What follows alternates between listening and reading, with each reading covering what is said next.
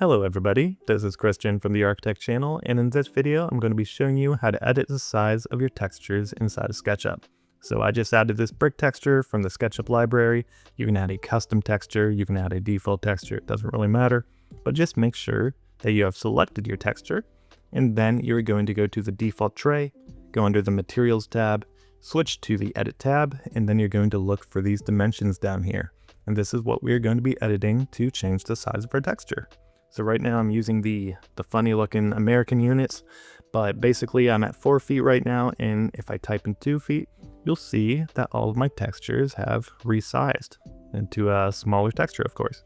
If I want it bigger, all I have to do is type in a bigger number, let's say 10 feet, and then I have some much larger bricks, of course. So it's honestly as easy as that.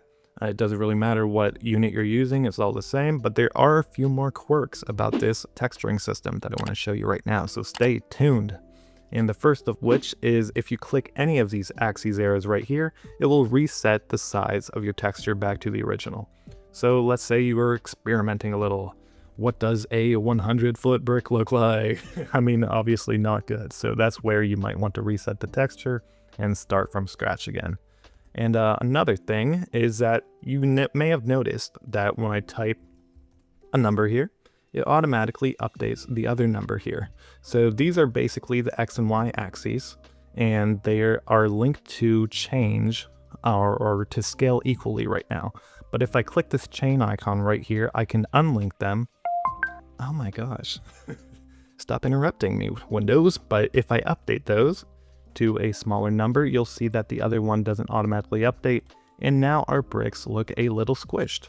And that can be a good thing, it can be a bad thing depending on what you're wanting, but basically you have free independence to scale each of these sides independently.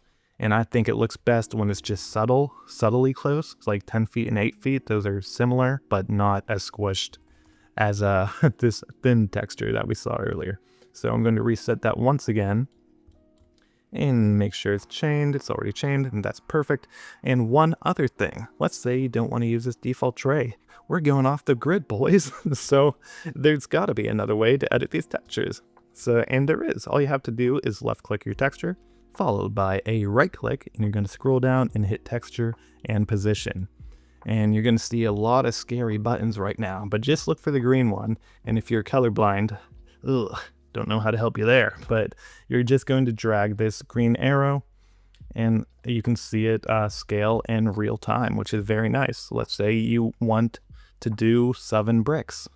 1, 2, 3, 4, 5, 6. Look at that. I'm just freeballing it. And all you have to do is hit enter. And the one thing about this is that it doesn't update all of the other textures. So you're going to have to copy that and paste it everywhere else. But that's the only downside of using those manual textures. But that's basically the rundown on textures. Obviously you saw those other buttons that I'm going to cover in a different video, so if you want to stay tuned to see what those are about, make sure to subscribe. Thank you so much for watching, and have a good one, guys. See ya.